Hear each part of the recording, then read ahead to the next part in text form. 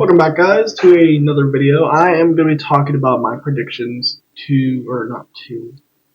for what's going to happen after the eclipse in the books. Now, these are just my predictions. I have not watched or read any spoilers online, and I don't intend to because I want this to be raw. I want you guys to see my pure reaction directly after reading the book and halfway through the book, like I have been doing. Which, honestly, it's been working out well. The halfway videos are going as well, but the after I read the book videos are doing really good, and I appreciate the support. But my predictions for after the eclipse, and I feel like the eclipse in the books are going to be way more graphic than it was in either of the shows, like the movie or the 1997 series, which personally I wish they made more of the 1997 series. I really enjoyed watching that.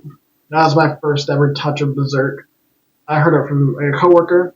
I watched it, and then I just got addicted. I bought all the posters, all that you see in the background, and now I started reading the books.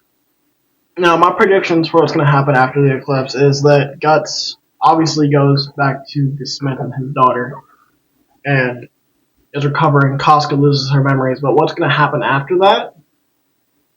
I am pretty sure he's going to go meet Puck and do the whole thing with the witch and her apprentice. But what's going to happen after that, I feel like he's been hunting the apostles and the God Hand, and I feel like he's going to succeed in that. He's going to get really close, and I feel like he's going to get knocked back down. So I feel like it's just going to be a whole bunch of character building and a lots of Guts just progressing mentally, adapting to, I don't know when we'll see the Berserker armor in the in the books, but I don't even know where we're, like, in the 2016 series, I don't know at what point or what arc that is. I have to go do some further research, or if you guys could just tell me in the comments, that would be really helpful. But I am assuming that he has a conversation with Skull Knight after he runs that field, like he did in the movie, in the books. But I feel like it's going to be way more in-depth, because the movies left out so many fucking details. It's not even funny. But they did add a few that I like. Like, my boy Skull Knight, they added him and showed how they got out of the eclipse. He kind of saved them from it, which is really nice to know. But my predictions, personally, are what's going to happen between the time frame of the 2016 series, and right after the events of the eclipse. I feel like Guts is going to not know what he's doing for a while, and he's just going to be honing his skills in by killing the monsters that come at a certain time whenever his things start depleting. Which, honestly, is... he seems confused by it at first, but I feel like after he gets used to it, he just starts traveling so he doesn't have the Smith and his daughter be in danger all the time. And I feel like over time we're going to be able to see him digress and go into that deep depression you see in the Black Swordsman arc, and where he just doesn't care.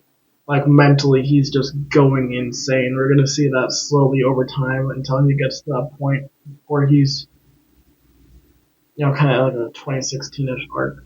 That's what I'm going to call it, because I cannot wait to read them.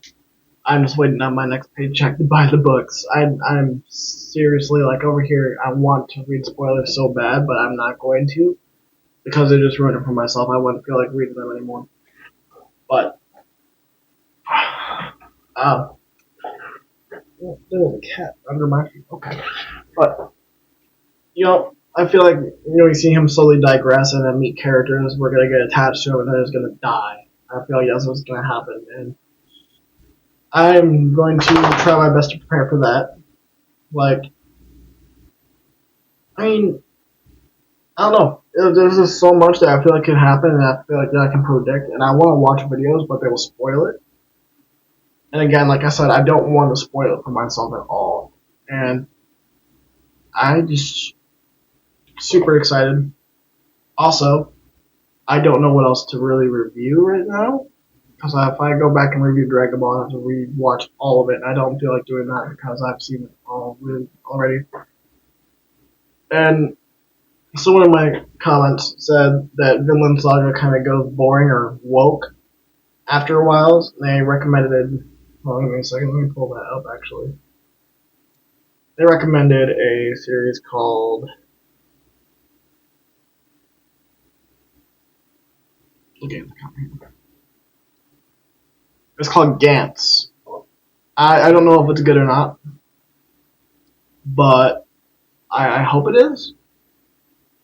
I haven't looked into it yet, but I plan on looking into it. And if I do get into it and like it, I will definitely make a video on it. And so thank you whoever commented on that in my last video. Appreciate you.